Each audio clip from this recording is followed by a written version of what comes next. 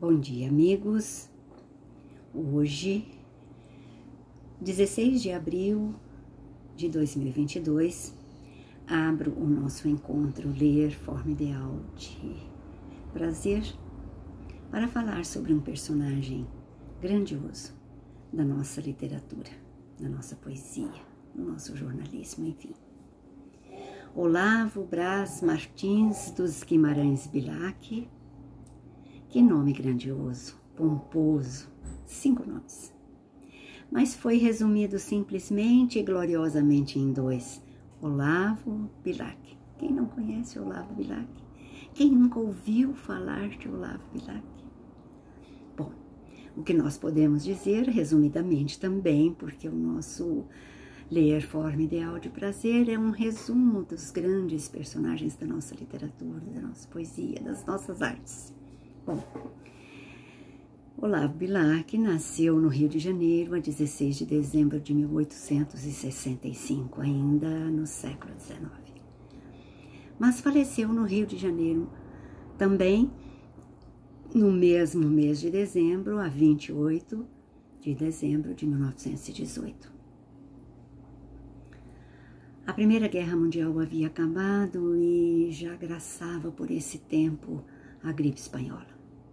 Mas não se sabe, pelo menos pelos seus biógrafos, qual o motivo do seu falecimento. Mas o que eu quero dizer é que em 1918 eram as primeiras décadas do século XX. E ele estava com 53 anos de idade quando faleceu. E ele foi o personagem, um dos mais importantes, se não o mais importante, da escola parnasiana do nosso Brasil, poético, e também foi considerado o príncipe dos poetas brasileiros. Escreveu sobre tudo. Era cronista, jornalista, poeta, e os assuntos para escrever as suas crônicas e as suas poesias eram infinitos, porque ele escrevia sobre a história grega, a história romana, e tudo era motivo para que despertasse nele um ponto para que ele pudesse colocar nos seus versos, ou nas suas crônicas, ou no seu jornalismo. Houve um período até que ele foi convidado para substituir Machado de Assis por algum motivo, não podia continuar no jornal, e ele foi para esse jornal trabalhar e ficou por lá um longo tempo. Mas na sua juventude ele foi fazer medicina a pedido do pai, a conselho do pai, que também era médico e queria que ele fosse médico, e ele foi para a faculdade de medicina. Mas as letras o chamavam fortemente, e ele, dentro da própria faculdade, escreveu uma matéria para o jornal acadêmico mesmo, se eles tinham esse movimento literário dentro da própria universidade. E esse trabalho dele foi tão aplaudido, tão comentado, tão parabenizado, que ele ficou tão feliz que ele falou: não vou continuar com medicina, não, eu vou ser jornalista, eu vou ser escritor, eu vou ser poeta.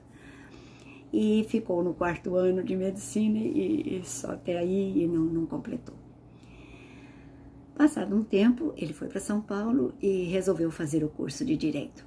Também não completou, foi só até o 3º ano e deixou a faculdade de Direito para poder ficar com as letras.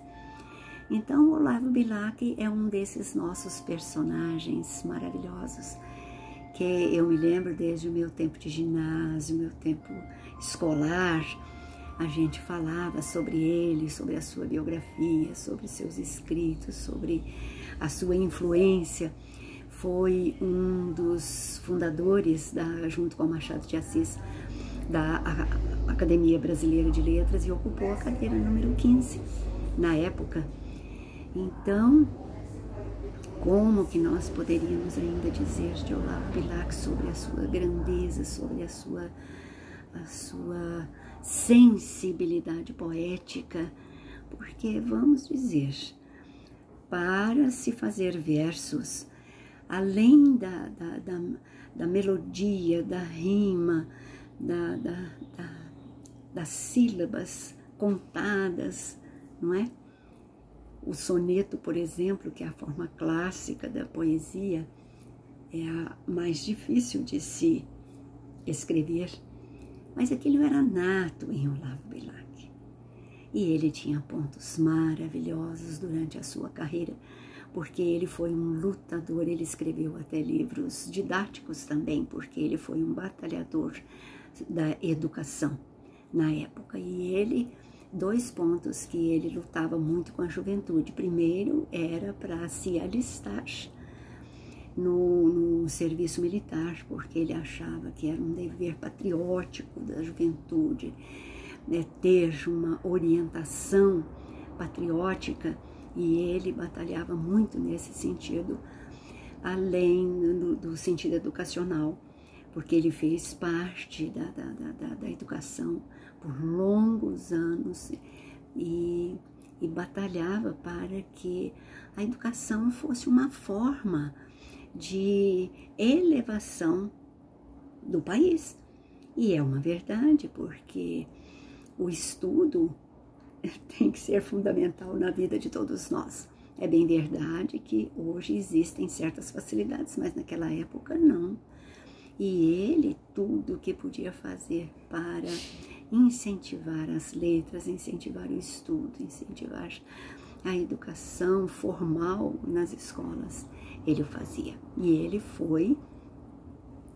ele ocupou um cargo elevadíssimo que na época causava até ciúme em certas pessoas da intelectualidade, porque ele ficou por longo tempo como supervisor, uma pessoa que visitava as escolas para ver o andamento certinho, correto do ensino.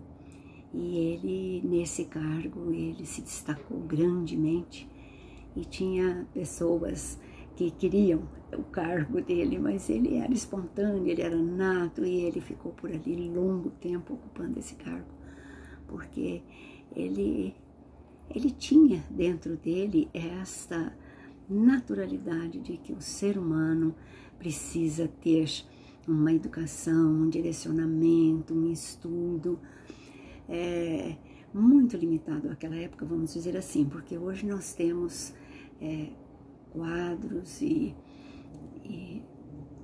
vamos dizer, me faltou o termo agora, pedagógico, né? O estudo pedagógico, e sempre que tem, as escolas precisam ter essa parte pedagógica acompanhada diretamente e tudo. Naquele tempo as coisas eram muito limitadas, mas mesmo assim Olavo Bilac foi um inovador em muitas coisas, mesmo com os seus livros didáticos, porque ele não ficou só na literatura e poesia e crônicas e romance, não. Ele teve uma influência enorme na parte educacional do país. Então, o Olavo Bilac foi assim extraordinário na sua carreira literária e poética. Como já disse, tentou outros caminhos, como a medicina e o direito. Vamos dizer que não foi perdido o aprendizado e tudo, porque tudo que ele conseguiu apreender nesses 2 cursos iniciados, ele certamente os aproveitou no que ele fazia, né? Na parte educacional, na parte literária. Então, a gente costuma dizer, os antigos já diziam que o saber não ocupa lugar, não é? Então, tudo aquilo que a gente pode obter de conhecimentos, já naquele tempo, Olavo Bilac tinha essa visão. Vamos aprender, vamos falar, vamos divulgar, vamos expandir essa ideia maravilhosa. Então, quando eu vi as datas de nascimento e morte de Olavo Bilac, achei que foi tão cedo. 53 anos, hoje é jovem ainda, né? Naquele tempo, o limite as nossas vidas eram muito mais limitadas, eram diferentes, mas o que esse pessoal deixou, não importa a idade, porque a riqueza da sua obra está aí, é permanente, é eterna, vai passando de gerações em gerações, e não temos que lamentar, pelo contrário, a gente tem que glorificar e louvar tudo que eles deixaram. Um outro ponto maravilhoso, ele é o autor da letra do hino à bandeira. Salve lindo pendão da esperança. Isso é de emocionar. Então, a gente canta o hino. No meu tempo, as escolas cantavam o hino nacional, o hino à bandeira, a gente sabia de cor, todos eles. Mas era uma coisa que às vezes passava despercebido. Falar o autor destes hinos, né? Como outro dia no comentário sobre Carlos Gomes, foi convidado para fazer um novo hino nacional. O hino nacional não é de Carlos Gomes, mas ele foi convidado para fazer um outro, porque quando ele foi escrito e composto, ainda era império, mas depois veio a república. Não importa, o hino nacional é intocável. E o hino à bandeira igualmente, só que a letra aqui do hino à bandeira é de Olavo Bilac. Vamos divulgar isto. Então, ficam aqui as minhas palavras de louvor e alegria sobre Olavo Bilac. Para encerrar, eu vou ler uns versos maravilhosos que ele deixou e que se intitula Via Láctea. Ora, direis, ouvir estrelas, certo perdeste o senso. E eu vos direi, no entanto, que para ouvi-las, muitas vezes desperto e abro as janelas, pálido de espanto. E conversamos toda noite, enquanto a Via Láctea, como um palho aberto, cintila. E ao vir do sol, saudoso em pranto, indas procuro pelo céu deserto. Direis agora, tresloucado amigo, que conversas com elas? Que sentido tem o que dizem quando estão contigo? E eu vos direi, amai para entendê-las, pois só quem ama pode ter ouvido capaz de ouvir e de entender estrelas. Até mais. Obrigada.